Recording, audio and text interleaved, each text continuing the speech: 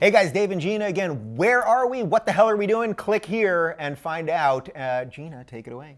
All right, so we watch all kinds of stuff online. I'm guilty of watching some of the sickest crap you could possibly think of, and I love everything about it. But there's one thing. What does that even mean? I mean, What do you besides think it people means? getting kicked in What the balls. do you think it means? I mean, cats. But All right. there's one thing that I absolutely can't do. It's not something that's comfortable for me. It's not something that makes sense to me. But everybody else seems to be clicking on it, sharing it all over Facebook, all over my Twitter feed. Grief porn.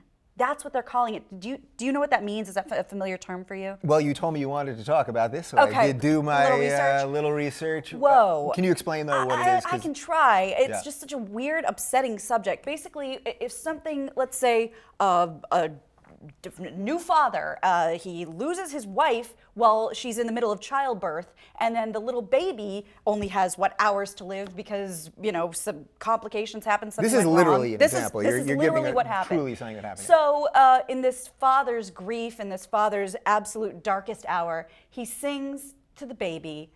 And this gets posted online and shared millions and millions of times over with headlines like, OMG, so sad. Oh, my heart is breaking. Oh, and it's just like, shouldn't we be, first of all, giving this man his privacy? I don't know who filmed it or if he knew he was being filmed. Right. But it makes me super uncomfortable. There's so much here that's related to all the things that we talk about with social Yeah. media all the time. Like, it's a little unclear to me who filmed that, Yeah. who posted it. It had something like 15 million views in like a week.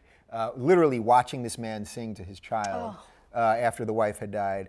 And then we all see it on Facebook and we like it and it's breaking my heart. And it's like we all want to get in on all of everything. And then companies like BuzzFeed and plenty of other places, then they post the video and then they start profiting from this awful thing too. So you have to watch a Doers ad before you can see this poor father sing to his dead child. It's horrible. Yeah, so it's so layered between like companies profiting from this stuff and then also like our need to share death now too, which is obviously a pretty new thing. Or even to feel something as extreme as we could possibly feel it without having to go through it ourselves.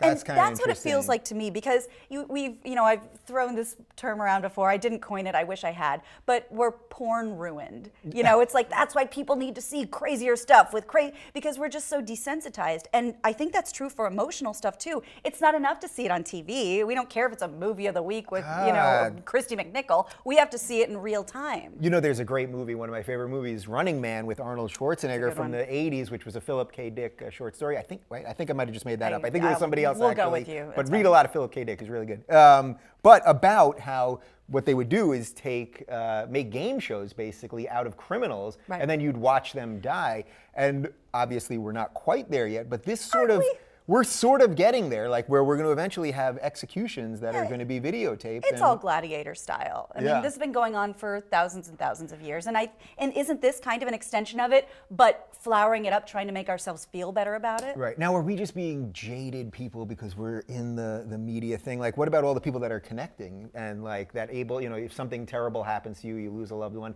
and then you're able to post something, and it's a video or something, and it's cathartic. When my grandma passed away last year, I took a picture in her last hours, us holding each other's hands, kind of thing. And it was private, and I kind of struggled with whether I was going to post it or not. I literally have a very similar picture on my phone of two my family members. So I understand. But that's on your phone privately. Yes, but I understand. Yeah, but I struggled. Was I going to put it on Instagram or not? And I did. And then when I got those responses and people saying so many nice things, it sort of felt like I was honoring her life kind of thing.